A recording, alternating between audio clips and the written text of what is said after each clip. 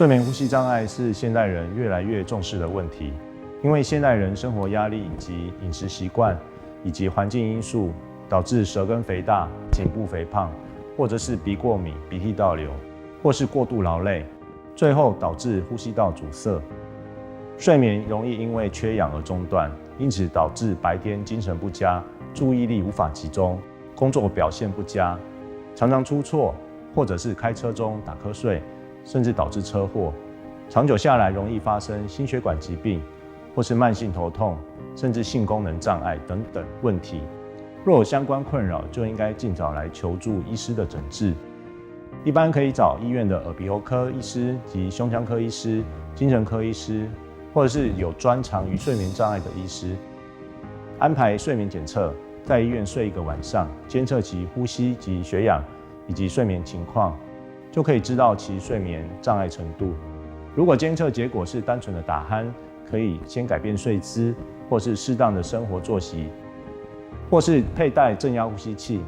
但若结果是重度呼吸中止，除了可以佩戴正压呼吸器以外呢，就得考虑是否需要做手术。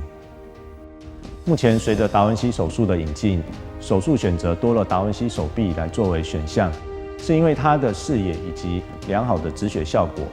来切除舌根过多的淋巴组织或是肥厚的舌部肌肉，效果都很好。另外呢，用达文西手臂来切除扁桃腺呢，也更清楚，更容易看到血管。目前呢，成为各家医院的很重要的一个工具之一。但如果呢不用达文西手术，一样可以先从我们鼻中隔矫正，再来做悬雍二成型手术，舌根再用低温气化棒来做处理，效果也不会输达文西手术太多。但一定呢还是要先接受耳鼻喉科医师来的内视镜检查，确认问题所在，再来做处理。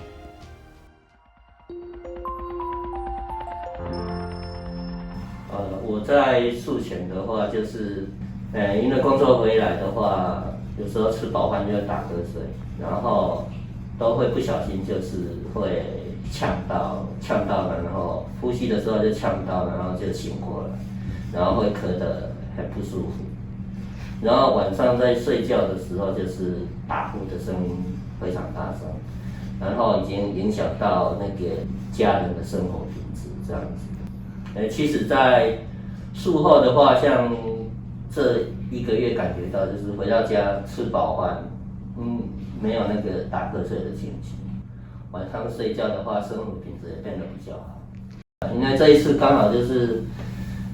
上个礼拜有去台北，就是玩了1天过夜，然后小孩子说，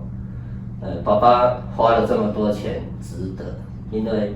他昨天都没有被我吵醒。